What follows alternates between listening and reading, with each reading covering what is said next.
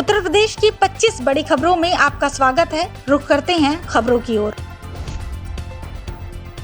अयोध्या में एक बार फिर धंसा रामपथ, हादसे की आशंका, गुणवत्ता पर उठे सवाल। अयोध्या में करोड़ों की लागत से बना रामपथ एक बार फिर धंस गया, जिससे हादसे की आशंका बढ़ गई है। कोतवाली नगर के साहबगंज इलाके में गुलाबबाड़ी मोड़ के पास ही घटना हुई, जिसे स्थानीय लोगों ने अस्थायी रूप से पत्थर रखकर ढक दिया।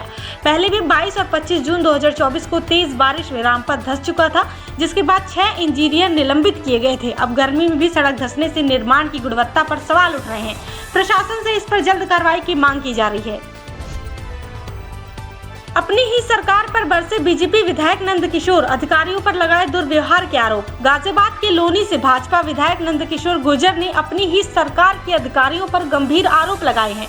लखनऊ में प्रेस वार्ता के दौरान उन्होंने कहा कि जब वो जनता की समस्याएं उठाते हैं तो अधिकारी दुर्व्यवहार करते हैं और उन्हें मुख्यमंत्री का विरोधी साबित करने की कोशिश करते हैं। उन्होंने प्रदेश में भ्रष्टाचार का आरोप लगाते हुए कहा कि अधिकारी जनहित की बातों को गलत ठहराने की साजिश कर रहे हैं। गुर्जर ने नार्को टेस्ट की भी पेशकश की और मीडिया से सच्चाई उजागर करने की अपील की।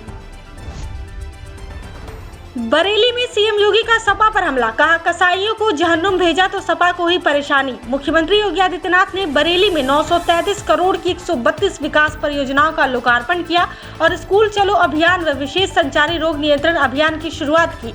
उन्होंने समाजवादी पार्टी पर हमला करते हुए कहा कि उनकी सरकार ने बरेली को नाथ नगरी की प्राचीन पहचान दिलाई।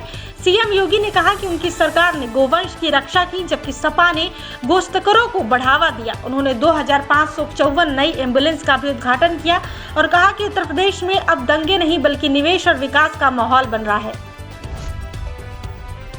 पूर्व सरकारों ने बरेली को झुमका से जोड़ा, हमें नाथ कॉरिडोर से पौराणिक पहचान दिलाई। बरेली में सीएम योगी आदित्यनाथ ने कहा कि पूर्व सरकारों ने बरेली को केवल झुमका से जोड़ा, जबकि उनकी सरकार ने नाथ कॉरिडोर से इसे पौराणिक पहचान दिलाई है। उन्होंने कहा कि 2017 से पहले बरेली में हर साल दंगे होते थे, लेकिन अब सब शांति और विकास की राह पर है। सीएम योगी ने 932 करोड़ रुपए की 132 परियोजनाओं का लोकार्पण किया और 2554 नई एम्बुलेंस को हरी झंडी दिखाई। उन्होंने स्कूल चलो अभियान और विशेष संचारी रोग नियंत्रण अभियान की शुरुआत भी की। आग से 75 बीघा गेहूं की फसल जलकर राख, लाखों का हुआ नुकसान। बाराबंकी के रामनगर तहसील क्षेत्र में मंगलवार दोपहर गेहूं की फसल में आग लगने से 75 बीघा फसल जलकर राख हो गई। तेज हवा के कारण आग तेजी से फैली, जिससे मोहम्मद ताहिर, मिराज, रियाज समेत कई किसानों को करीब 8 लाख रुपए का नुकसान हुआ। दमकल कर्मियों और ग्रामीणों ने 2 घंटे की मशक्कत के बाद आग पर काबू पाया। राजस्व कर्मियों ने मौके पर पहुंचकर सर्वे किया और उप जिलाधिकारी पवन कुमार ने आश्वासन दिया कि सर्वे रिपोर्ट के आधार पर प्रभावित किसानों को मुआवजा भी दिया जाएगा। 4 पूर्व पंचायत अध्यक्षों पर लाखों का बिजली बिल बकाया, डीएम को पत्र के बावजूद कार्रवाई नहीं। मुरादाबाद के 4 पूर्व जिला पंचायत अध्यक्षों पर 7 लाख रुपए से अधिक का बिजली बिल बकाया है, जो 2011 से 2019 के बीच सरकारी आवास में रहते हुए जमा नहीं किया गया। वर्तमान अध्यक्ष सैफली सिंह ने डीएम को पत्र लिखकर वसूली की मांग की, लेकिन कोई कार्रवाई नहीं हुई। बोर्ड बैठक में तय हुआ था कि बकाया राशि की वसूली के बिना पूर्व अध्यक्षों को एनओसी नहीं दी जाएगी। मुख्य अभियंता विद्युत अरविंद कुमार सिंघल ने नियमानुसार कार्रवाई का आश्वासन दिया, लेकिन मामला अभी भी ठंडे बस्ते में है। यूपी में गर्मी का कहर, अप्रैल की शुरुआत चिलचिलाती धूप और तपिश के साथ, इस बार हीट वेव ज्यादा और बारिश कम। उत्तर प्रदेश में अप्रैल की शुरुआत भीषण गर्मी और चिलचिलाती धूप के साथ हुई है। मौसम विभाग के अनुसार इस बार अप्रैल से जून के बीच हीट वेव के दिनों में 6-7 दिनों की बढ़ोतरी होगी, जबकि बारिश सामान्य से कम होगी। लखनऊ, प्रयागराज, वाराणसी, झांसी और आगरा जैसे शहरों में तापमान में 1.5 से 2 डिग्री सेल्सियस की बढ़ोतरी दर्ज की गई है। पूर्वी यूपी, बुंदेलखंड और तराई क्षेत्र सबसे ज्यादा प्रभावित होंगे। न्यूनतम तापमान भी सामान्य से अधिक रहेगा, जिससे रातें भी गर्म रहने की संभावना है। कुंभ एक्सप्रेस 24 घंटे लेट, यात्रियों की बढ़ी मुश्किल, कई ट्रेनों का शेड्यूल बिगड़ा। देहरादून से हावड़ा जाने वाले कुंभ एक्सप्रेस 24 घंटे की देरी से चली, जिससे यात्रियों को भारी परेशानी उठानी पड़ी। देरी के कारण कई यात्रियों ने अपने टिकट रद्द करा दिए। रेलवे ट्रैक पर मरम्मत कार्यों के चलते जन सेवा एक्सप्रेस, कटिहार गोरखपुर स्पेशल, सद्भावना एक्सप्रेस समेत कई ट्रेनें भी प्रभावित हुई। यात्रियों ने सोशल मीडिया पर डीआरएम को टैग करके शिकायतें की, लेकिन समाधान नहीं मिला। रेलवे अधिकारियों के मुताबिक ट्रेन शेड्यूल सुधारने के लिए कुंभ एक्सप्रेस को 1 दिन रद्द किया जा सकता है। यूपी में नई शराब नीति लागू, 15 दिन में बिक गया 1 माह का स्टॉक, नई दुकान पर बवाल। उत्तर प्रदेश में नई शराब नीति लागू होने से पहले मुरादाबाद में महज 15 दिनों में 1 महीने की शराब बिक गई। दुकानदारों ने स्टॉक खत्म करने के लिए शराब पर भारी छूट दी, जिसे लंबी कतारें लग गईं। 31 मार्च तक एक के साथ एक बोतल फ्री तक दी गई। वहीं नई शराब दुकानें खुलने से विरोध भी शुरू हो गया। खुशहालपुर में महिलाओं ने दुकान के खिलाफ सड़क पर प्रदर्शन किया, जिसे पुलिस ने शांत कराया। आबकारी विभाग के अनुसार 1 अप्रैल से नई नीति के तहत 105 कंपोजिट, 153 देसी और 7 भांग की दुकानें संचालित होंगी। भाजपा सांसद सतीश गौतम का विवादित बयान, मेरा त्योहार ईद नहीं होली दिवाली है। अलीगढ़ से भाजपा सांसद सतीश गौतम का एक विवादित बयान सोशल मीडिया पर वायरल हो रहा है, जिसमें उन्होंने कहा मेरा त्योहार ईद नहीं होली दिवाली है। एक न्यूज चैनल को दिए गए इंटरव्यू में उन्होंने सड़क पर नमाज अदा करने को लेकर भी टिप्पणी की। उनके इस बयान को लेकर राजनीतिक बहस तेज हो गई है। सतीश गौतम इससे पहले भी विवादित बयानों के लिए चर्चा में रहे हैं। बयान वायरल होने के बाद विपक्षी दलों ने इसकी आलोचना शुरू कर दी है, जबकि भाजपा ने अभी तक कोई आधिकारिक प्रक्रिया नहीं दी है। मोहम्मद शमी के परिवार पर मनरेगा धोखाधड़ी का आरोप, 10 लाख की वसूली की तैयारी। क्रिकेटर मोहम्मद शमी की बहन शबीना और उनके परिवार के सदस्यों पर मनरेगा में फर्जीवाड़ा करने का आरोप है, जिसमें लगभग 10 लाख रुपए की मजदूरी का गबन किया गया। मामले की जांच अंतिम चरण में है और डीएम के आदेश पर 13 लोगों से वसूली की तैयारी की जा रही है। इसमें 4 बीडीओ, रोजगार सेवक और अन्य अधिकारियों की भूमिका की भी जाँच की जा रही है। मामले में कार्रवाई के बाद इन लोगों से ये राशि वसूलने की प्रक्रिया शुरू होगी। सीएम योगी ने बरेली में स्कूल चलो अभियान का किया शुभारंभ, प्रदेश को 2554 नई एम्बुलेंस दी सौगात। मुख्यमंत्री योगी आदित्यनाथ ने बरेली में स्कूल चलो अभियान की शुरुआत की, साथ ही 2554 नई एम्बुलेंस को हरी झंडी दिखाकर रवाना भी किया। इस मौके पर उन्होंने स्कूली बच्चों को किताबें और किट बांटी और प्रदेश की 132 योजनाओं का उद्घाटन और शिलान्यास भी किया। उन्होंने शिक्षा के महत्व पर जोर देते हुए सीएम कंपोजिट स्कूल बनाने का लक्ष्य भी रखा। इसके अलावा मुख्यमंत्री ने उद्यमी योजना के तहत लाभार्थियों को चेक वितरित किए और पुलिसकर्मियों को स्मार्ट पुलिसिंग के लिए टैबलेट दिए। जेएस यूनिवर्सिटी की डिग्रियां फर्जी, कुलाधिपति की मुश्किलें बढ़ी, नोटिस जारी। शिकोहाबाद की जेएस यूनिवर्सिटी के कुलाधिपति डॉक्टर सुकेश यादव के खिलाफ फर्जी डिग्री मामले में जांच तेज हो गई है। यूनिवर्सिटी के कुलाधिपति और रजिस्ट्रार पहले ही जेल भेजे जा चुके हैं। अब जिला प्रशासन ने डॉक्टर यादव से शैक्षिक दस्तावेज मांगे हैं।